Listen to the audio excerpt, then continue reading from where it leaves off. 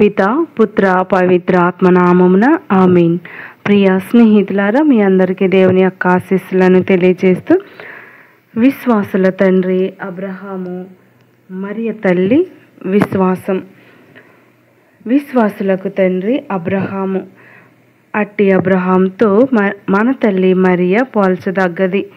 పూర్వ నిబంధనలో రక్షణ చరిత్ర ఆరంభంలో అబ్రహాము దేవుని యందు చూపిన విశ్వాసం, మరియా నూతన నిబంధనలో రక్షణ చరిత్ర ఆరంభంలో మంగళవార్త సందర్భంలో మరియ మాత చూపిన విశ్వాసం రెండు ఎంతో ప్రముఖమైన విషయాలే. అనేక జాతులకు తండ్రినవుతానని కడు ముసలి ప్రాయంలో సంతానం లేని సమయంలో నమ్మాడు.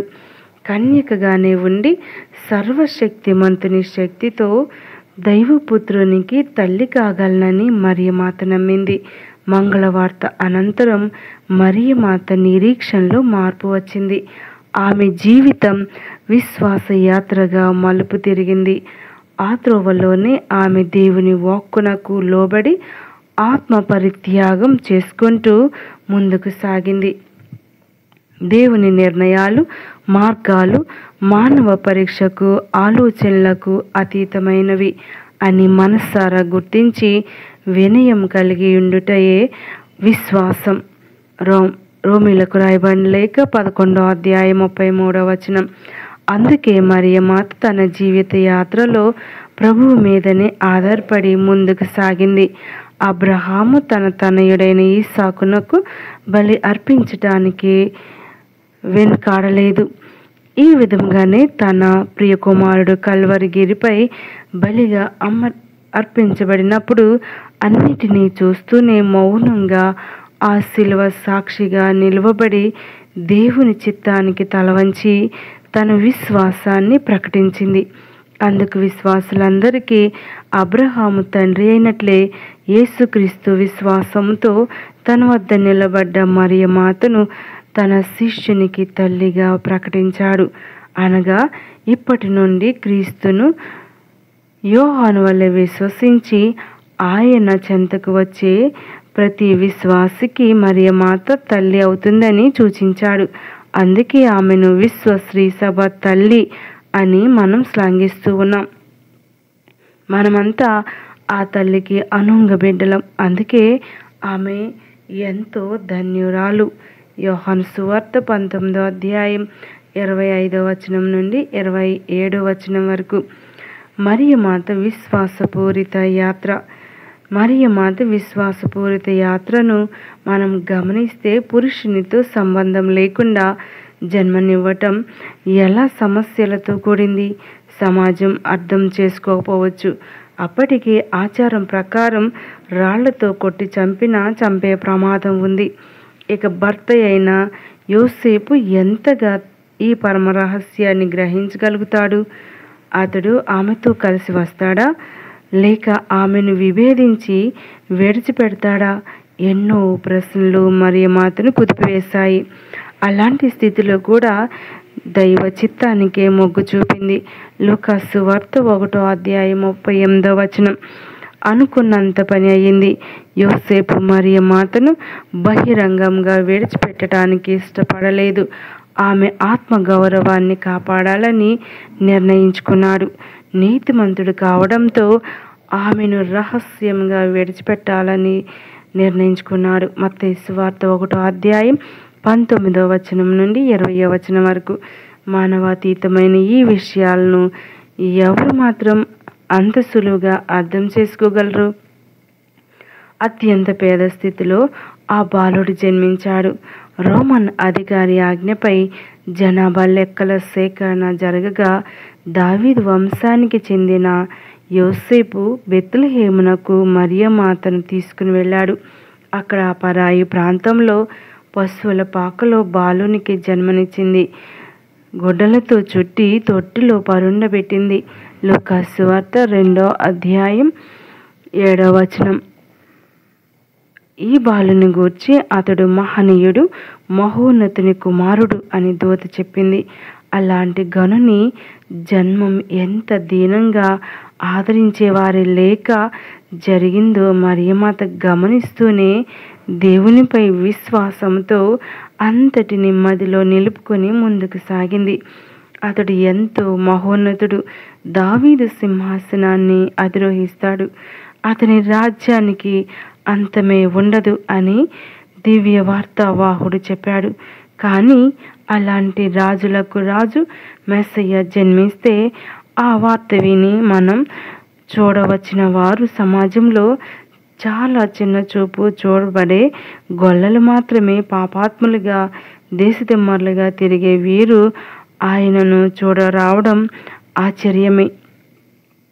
లూకా సువార్త 15వ అధ్యాయం 19వ వచనం.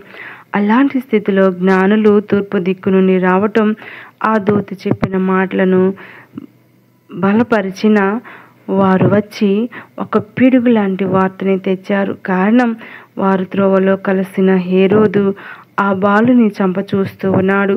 మత్తయి సువార్త 1వ అధ్యాయం 12, 13 వచనములు. మరియా యోసేపులు కంగారు పడ్డారు. ఆ బలహీనత స్థితిలోనే బాలుని తీసుకుని దూత ఆజ్ఞ మేరకు ఐగుప్తుకు పోవలసి వచ్చింది. రక్షిస్తాడని చెప్పబడ్డ బాలుడే రక్షణ కోసం పారిపోవలసి రావడం చూసి మరియమాత ఆ బలహీన స్థితిలో కూడా ఎదురు చెప్పలేదు.